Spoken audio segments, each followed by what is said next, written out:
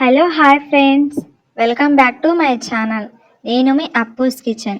ఈరోజు వీడియోలో కేఎఫ్సి స్టైల్లో చికెన్ లెగ్ పీసెస్ని ఎలా సింపుల్గా ఫ్రై చేసుకోవాలో చెప్పబోతున్నాను.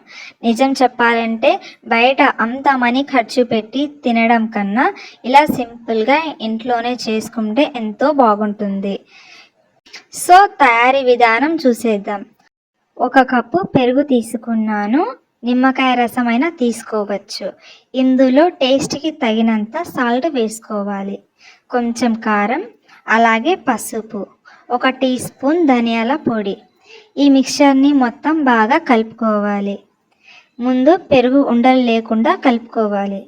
ఇందులో కొంచెం నూనె కూడా వేసుకోవచ్చు, నేనైతే వేసుకోలేదు. మిక్చర్ని బాగా కలుపుకున్నాక పెద్ద సైజు లెగ్ పీసెస్ని తీసుకున్నాను.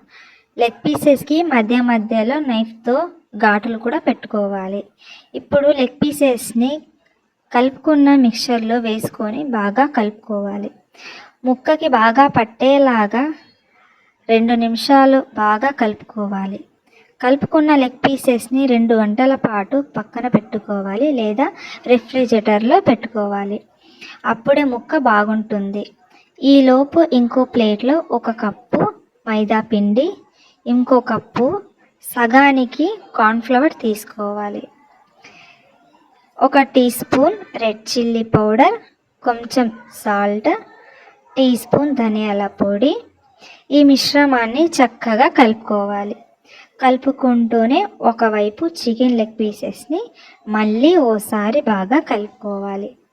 ఇప్పుడు లెగ్ పీసెస్ని కలుపుకున్న మిశ్రమంలో బాగా అద్దుకుంటూ పిండి మొత్తాన్ని పీసెస్కి పట్టేలాగా చేతితో అద్దుతూ ఉండాలి. మధ్య మధ్యలో విదిలిస్తూ పిండి మొత్తాన్ని పీసెస్కి పట్టేలాగా కోట్ చేసుకోవాలి. బాగా వేడి అయిన ఆయిల్లో పీసెస్ని వేసుకొని 5 నిమిషాల పాటు ఫ్రై చేసుకోవాలి. అంతే, రెడీ అయిపోయింది మన కేఎఫ్సి స్టైల్ చికెన్ పీసెస్. నేను చెప్పినట్లు చేసి ట్రై చేయండి. ఎంత టేస్టీగా ఉంటుందో మీకే తెలుస్తుంది. ఎలా ఉందో కామెంట్ చేయండి. Bye bye. Thank you to watch my video.